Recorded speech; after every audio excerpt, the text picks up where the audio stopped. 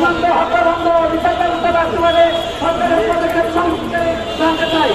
সাম্প্রতিক সময়ে খুলনা জয়ন্ত সহ সীমান্তে ঘটনা সমস্ত হত্যাকাণ্ডের তদন্ত সুস্থ বিচার চাই। এমনকি প্রাণের বিষয়ে সাম্প্রদায়িক বৈষম্য সৃষ্টি হয়েছে, এর জন্য তীব্র নিন্দা ও প্রতিবাদ জানাচ্ছি আমরা ঢাকা বিশ্ববিদ্যালয় সাধারণ শিক্ষার্থীদের পক্ষ থেকে। ধন্যবাদ। এবার আমাদের প্রতিনিধি দাদা কথা বলবেন, উনি আমাদের কর্মসূচি সম্পর্কে পরিষ্কারভাবে বলবেন এবং আমরা সকলে সম্মিলিতভাবে একটা জোট গঠন করে পরবর্তীতে আন্দোলনের ঘোষণা দিব। আমাদের আন্দোলনগুলো একটা জোটের আন্ডারে হবে।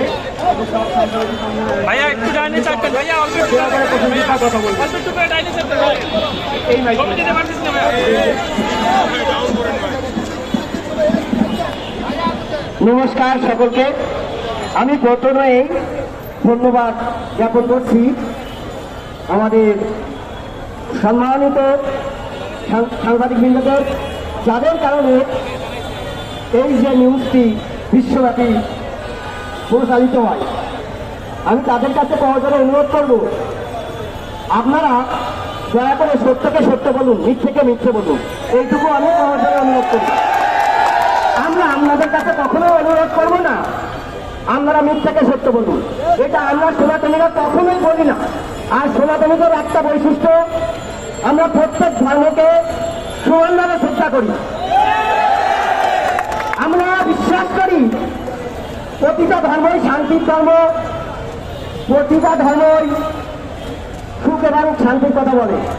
তাহলে আমরা এই দেশে 2 কোটি সংখ্যালঘু থাকার পরেও সংখ্যা কিন্তু এত কম না। তাহলে কেন এত অত্যাচারিত? যখন আমরা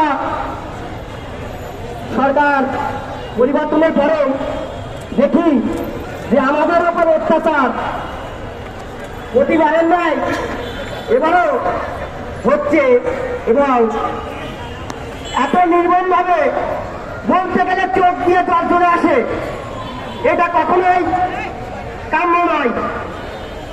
আমরা সেই ব্যক্তিকে 9 তারিখ এবং 10 তারিখ মানববন্ধন ও বিক্ষোভ সমাবেশ করি সকল সংগঠনের সমন্বয়ে।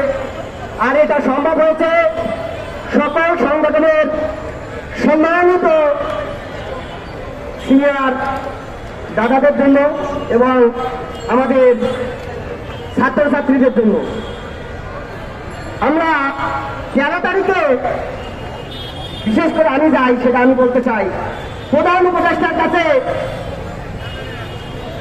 যখন আমরা যাই সেখানে উপস্থিত ছিলেন নাইম ভাই, ঢাকা ভার্সিটি আমার ছোট ভাই, আসিফ ভাই, আইন বিষয়ক উপদেষ্টা সহ অন্যান্য উপদেষ্টা মন্ডলী। সেখানে প্রধান উপদেষ্টা, অন্তর্বর্তীকালীন সরকারের প্রধান উপদেষ্টা আমাদের প্রথমেই বলেছিলেন আমরা কোথায় স্বাধীন, যেখানে মন্দির পাহারা দিতে হয়, তাহলে আমরা কিসের জন্য বৈষম্য বিরোধী আন্দোলন করেছি? আমরা তার কথা শুনে মনে করলাম যে এবার অন্তত কিছু না হলেও আমরা তার কাছ থেকে ভালো ফলাফল পাবো। যখন